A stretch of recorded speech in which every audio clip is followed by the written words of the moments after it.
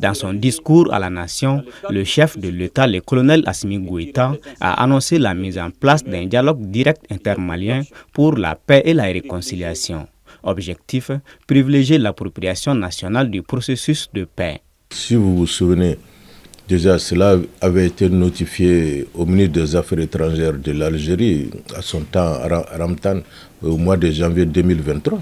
Il a dit tout ce qui concerne le Mali, que se discutera au Mali et pas ailleurs. C'est un accord qui devrait nous permettre de s'entendre entre nous, qui devrait nous donner des chemins pour arriver à la paix. Comme il y en a qui en ont fait un fonds de commerce, on n'a pas pu arriver à cette paix-là, alors que tout le monde avait reconnu l'intégrité du territoire malien, l'indépendance et la souveraineté du territoire malien, ça a été bien dit dedans. Maintenant, qu'ils se réclament de la CEMA ou pas, cela ne nous intéresse plus.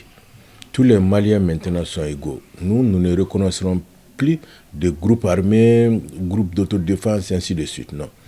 Il y a une seule entité qui a la responsabilité de défendre l'État, c'est l'armée malienne. Cette proposition du président est rejetée par les séparatistes Touaregs qui soulignent que cette initiative remettrait en question l'accord de paix de 2015. Sur l'AFP, Mohamed El Maouloud Aramandan, porte-parole de la CEMA, a déclaré, je cite, « Nous pensons que ce dialogue intermalien est une façon de prononcer la caducité définitive de l'accord et de mettre la médiation internationale à la porte. » Il ajoute, je cite, « Nous voyons que c'est un rejet d'un accord déjà signé par toutes les parties et garanti par la communauté internationale et nous ne sommes pas prêts à prendre part à un processus de paix qui ne sera qu'un simulacre. » Fin de citation.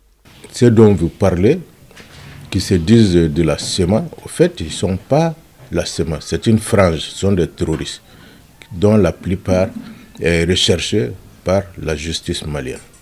Ça, c'est un. Et de deux, concernant la caducité de l'accord pour la paix issu du processus d'Alger, c'était un processus, comme son nom l'indique, accord pour la paix, c'est-à-dire que c'était une porte de sortie pour chercher la paix.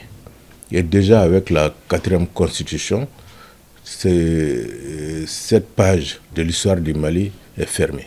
Dans le même discours, le président de la transition a indiqué que l'unicité, la laïcité de l'État et l'intégrité du territoire ne feraient pas partie des sujets de discussion et assuré que la lutte contre les groupes armés terroristes se poursuivrait jusqu'à la pacification totale du pays.